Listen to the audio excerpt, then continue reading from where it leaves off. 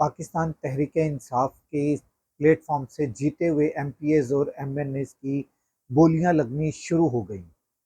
کسی کو 5 کروڑ، کسی کو 10 کروڑ، کسی کو 20 کروڑ کی آفر، اس لیے مخصوص نشستوں کا فیصلہ جو آ گیا ہے۔ اب سب سے پہلے لاکھوں کروڑوں درود آپ صلی اللہ علیہ وآلہ وسلم اور آپ صلی اللہ علیہ وآلہ وسلم کی آل پاک پر۔ دوستو، میں نے ذکر کیا کہ پاکستان تحریک انصاف کے M P As M N As کی بولیاں لگنی شروع ہو گئیں۔ یہ ڈیٹیل میں جاتے ہیں، اس سے پہلے میں آپ کو یہ بتا دوں کہ جو مخصوص نشستوں کا فیصلہ آیا ہے، اس کا اثر کس کس جگہ پر ہوگا۔ اس کا اثر سب سے پہلے تو آج عدت کیس کے اوپر آئے گا، اس فیصلے کا اثر۔ پھر دوسرا جو ہے اس کا اثر سینٹ کے الیکشنز جو ہوئے ہیں اس کے اوپر جائے گا۔ سینٹ کے الیکشن کے بعد صدر کا الیکشن ہوا پاکستان کی صدارت کا، اس کے اوپر بھی اس کا اثر لازمی جائے گا۔ پھر اس کے اوپر 2-3 جو بل پاس ہوئے ہیں، ان بل پاس ہوئے ہیں ان کے اوپر بھی اس کا اثر جائے گا، مگر اس سب کا اثر تب جائے گا اگر پاکستان تحریک انصاف چاہے گی تو۔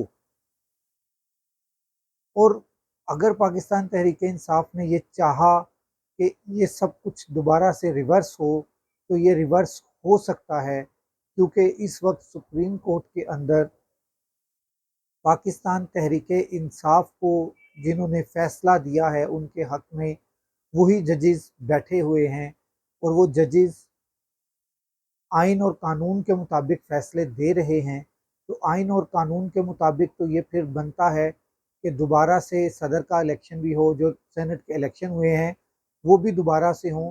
اور ایک اور اہم بات، جو مخصوص نشستوں پر ایم پی ایز اور ایم این ایز بنے ہوئے تھے دوسری مختلف پارٹیوں کے، ان سے جو ان کو مراعات دی گئی، جو ان کو سیلریز دی گئیں، وہ واپس بھی لینی چاہیے۔ کیونکہ وہ غیر قانونی طور پر ان سیٹوں کے اوپر بیٹھے ہوئے تھے، ان سے وہ جو جتنی بھی سیلری دی گئی ہے، جتنی بھی مراعات دی گئی ہے، وہ ساری کی ساری واپس لے لینی چاہیے۔ اب میں ذکر کرنا چاہتا ہوں سینٹ کے الیکشنز کا۔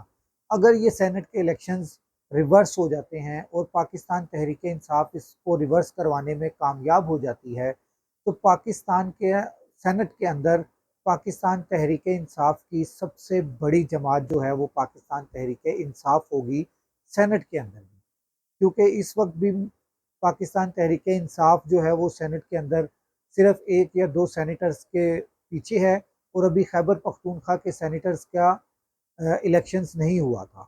اگر اب پاکستان تحریک انصاف کا وہاں پہ سینیٹر کے الیکشنز ہوتے ہیں خیبر پختونخوا کے اندر، تو خیبر پختونخوا سے جو سیٹس آئیں گی ان سیٹس کے ساتھ سینٹ کے اندر پاکستان تحریک انصاف سب سے بڑی پارٹی بن جائے گی۔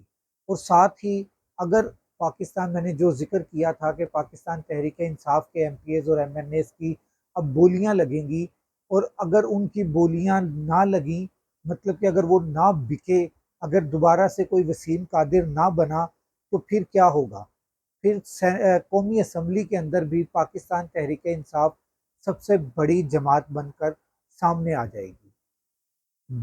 گو کہ 2 جماعتیں مل کے حکومت بنائی ہوئی ہے، 2-3-4 جماعتوں نے مل کے پی ڈی ایم پرو میکس بنی ہوئی ہے، مگر تعداد کے لحاظ سے اگر سنگل پارٹی کو دیکھا جائے گا تو پاکستان تحریک انصاف کے پاس سب سے بڑی میجورٹی آ جائے گی۔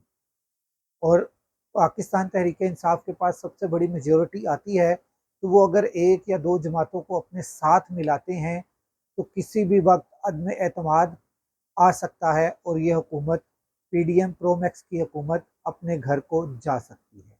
مگر جو بات میں نے پہلے کی تھی کہ اس وقت بولیاں لگنی شروع ہو چکی ہیں، یہ ہماری اطلاعات ہیں اور بولیاں اس وقت لگ رہی ہیں۔